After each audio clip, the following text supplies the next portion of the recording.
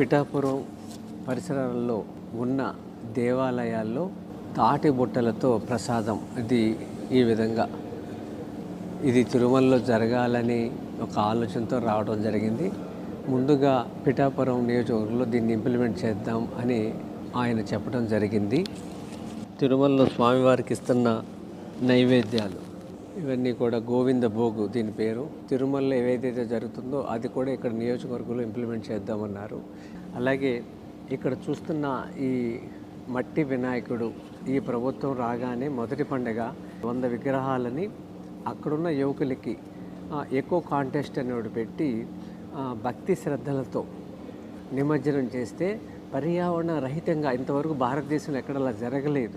ఇది చేతి సంచితో బజారుకి వెళదాం. ఒకప్పుడు 40 ఏళ్ల క్రితం ఇలా అలవాటు ఉండేది.